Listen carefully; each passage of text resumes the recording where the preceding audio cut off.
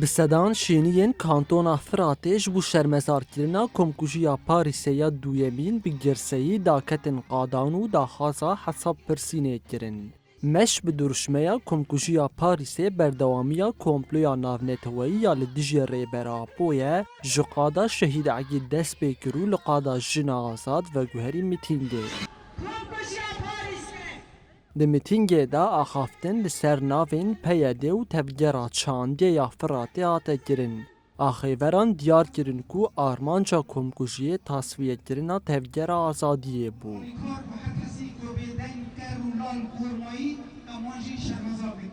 نخوازن انه جن پیش بکوین جبر کو سروک درفت پرمازن دای جنانه وانا جد خوازن و فکره تو نبکن بس ام وک جن اما شو داری و حوال خوابنا اما تجاری خنا و شین خال عرضه ناهلن اما حرتم وتم لبه فکر و فلسفه بر آبو بمشن بر الجاره که پاریس جدی جاره کدین حوالا می ساکن آجانسش و هر ده حوال پیرا حوال لیلا و حوال پیرا شهید خستن لی جاره کدین جی حوال اوین و هر ده حوال پیرا جاره کدین بوی رنگی شهید خستن و نه جاره که کمکوجی هرتم به وی رنگی سرگل کرده ته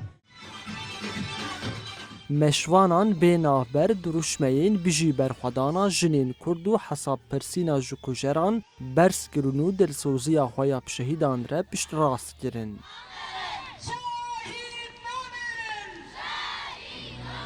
Ji bo ku vê tiştî jî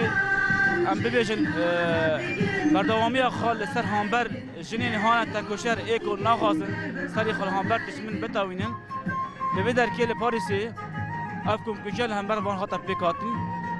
wekî hûn dizanîn îro li Kobaniyê bi awayekî girseyê millet tevî beşdarî vê meşêrê ji bo şermezekirina vê komkujiyê û her wiha li Parîsê jî aynî ev komkujiya ku hatî berdewam kirin yani heta roja îro jî